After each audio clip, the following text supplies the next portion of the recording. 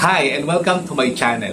Kapayo, I have a question for you. Gusto mo bang mapanatili yung fire sa inyong relationship? Minsan ba nagtatapong yung partner at hindi mo alam ang dahilan? Or gusto mo bang palakas ang marriage nyo? If oo ang sagot mo, para sa'yo ang video na to. Para po pala sa mga bago kong viewers, make sure na nakasubscribe na po kayo sa aking channel. And if you're ready, let's go!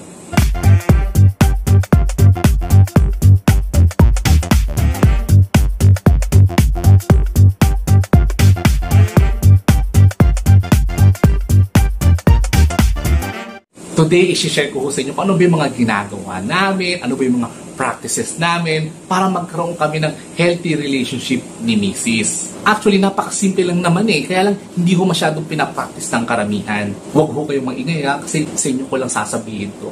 Ang akin pong payo ay nakahati into 3 sections. So ito po yung mga bagay na nakasanayan na namin. Actually, ginagawa na namin to dati pa nung magkasintahan pa lang ho kami. And then, luckily, nadala namin siya into marriage. Para po sa akin, first na payo is magkaroon ho tayo ng heart-to-heart talk. Ako ho, napakaswerte na lumaki sa isang family kung saan hinuhubog ho kami na magkaroon ng malawak na komunikasyon. So, pinapractice ho namin yung culture kung saan magkakaroon kami ng open forum.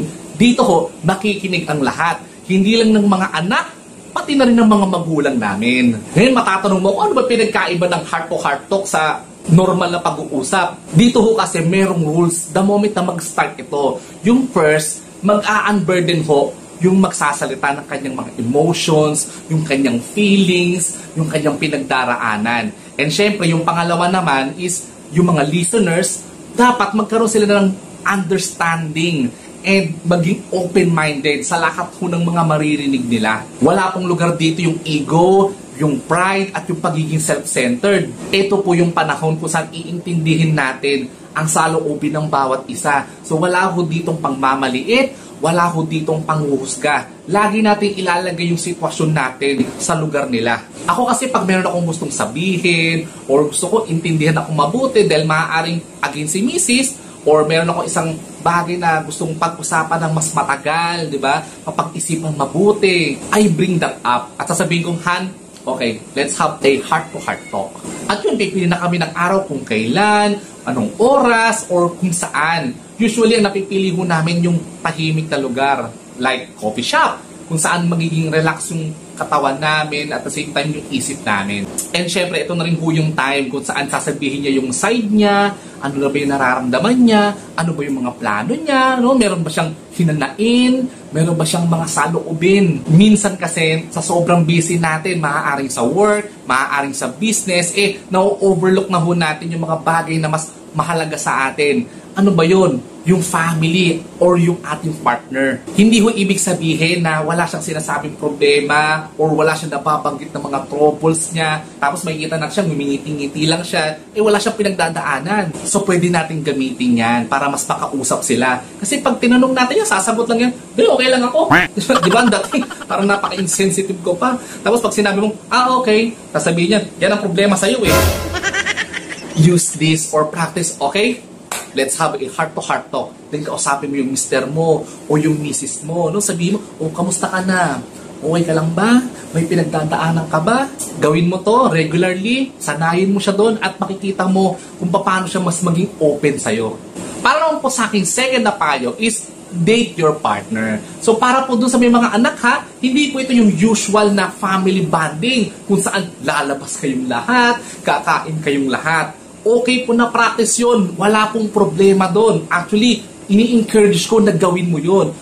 Pero iba pa po yung intimate na date mo sa iyong misis o sa iyong mister. Nung nagliligawan pa lang kayo o nung naging magkasintahan kayo, naaalala mo ba kung gaano kayo kadalas mag-date?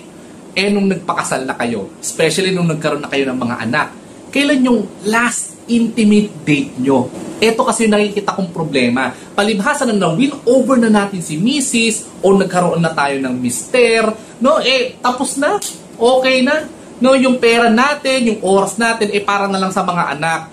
Again, wala akong problema doon. Tama po yan. But, sa ayaw nyo at sa gusto, ikaw at ang misis mo or ang mister mo ay longing pa rin sa pagmamahal or papuri. Alagaan nyo na may practice kayong ganon. Hindi po natatapos ang ligawan after marriage. Alam nyo bang napakahalaga niyan, especially sa mata ng mga bata? Dahil nakikita nila dito na ito pala yung tamang pagkalinga or tamang pag-maintain sa isang relationship. At syempre, para ko sa mga misis, nakikiusap na ho ako, pag inilabas kayo ni mister, please, purihin nyo siya. Kahit na ano pa yan, pwede mo sabihin na, ang galing mo nung naayos mo yung lababo, ang husay mo nung napaandar mo yung sasakyan, or you are a great provider sa ating family. Dahil kami ho mga lalaki, likas na ma-pride. Gustong gusto ho namin na very proud sa amin ang aming misis. And by doing so, binubus nyo ho ang aming moral. At mas lalo ho kami ginaganahan na gampanan ang aming tungkulin. Again, ang family bonding, mahalaga yan.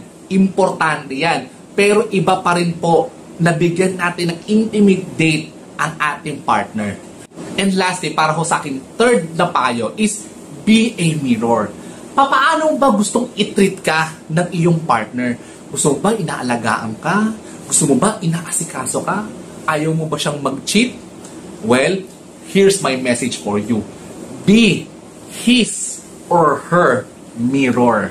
Kung gusto mong alagaan ka niya, alagaan mo siya. Kung gusto mong asikasuhin ka niya, asikasuhin mo siya. Kung ayaw mo siyang mag-cheat, huwag kang mag-cheat. Lahat ho ng bagay or trato na gusto mong gawin niya, gawin mo rin. Maging salamin ka ng partner mo. Diba tayo pag humarap tayo sa mirror, for example, mag-makeup tayo, or magsisipilyo tayo, or titingnan natin yung itsura natin, o yung forma natin, ginagaya niya. Siyempre, nagre-reflect tayo dun eh. Pag bumiti ka, ano makikita mo? Siyempre, nakangiti rin. Magkakaroon po ako ng konting takot pag ako sumimangot sa salamin at siya ngumiti. Mauna tayong kumilos sa kung ano yung gusto nating gayahin niya. Maging loyal tayo para siya maging loyal rin. Huwag tayong comfort ng opposite sex para hindi niya rin gawin. I-treat natin siyang queen para ititreat niya rin tayo bilang king or vice versa.